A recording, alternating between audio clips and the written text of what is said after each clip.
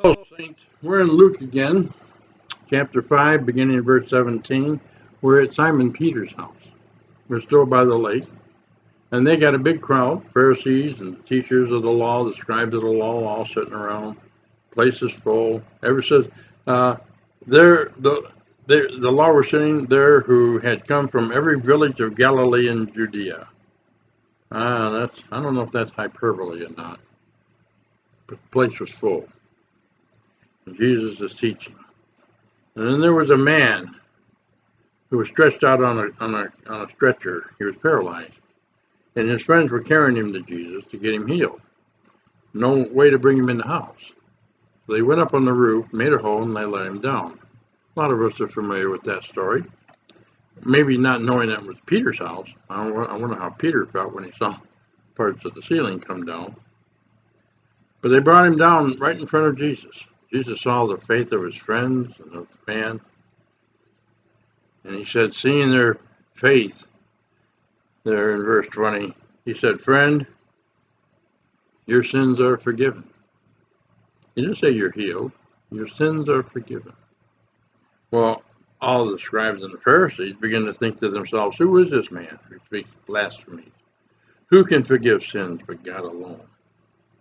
Well, they're right. Only God can forgive sins. In verse 21, we read, then the scribes and Pharisees begin to think, verse 22, but perceiving their thoughts, Jesus replied to them, why are you thinking this in your hearts? Which is easier to say, get up and walk, but so that you may know that the Son of Man has authority on earth to forgive sins, he told the paralyzed man, I tell you, get up, take your stretcher, and go home. Immediately he got up before them, picked up what he had been laying on, and went home glorifying God. Then everybody was astounded. They were filled with awe. Comment was, we had seen incredible things today. And so they didn't know how to respond to that, except they knew what they saw was not the norm. Jesus had shown himself to be the Son of Man, Son of God, when he said, your sins have been forgiven.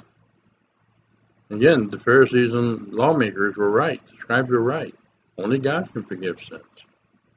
They didn't really realize who they were in front of at that time.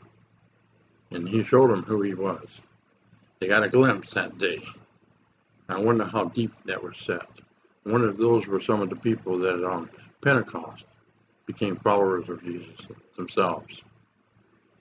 But Jesus is the one who says that he can forgive sins.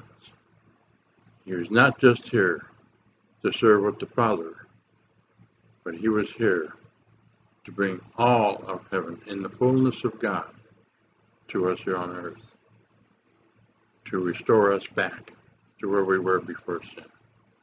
Blessings.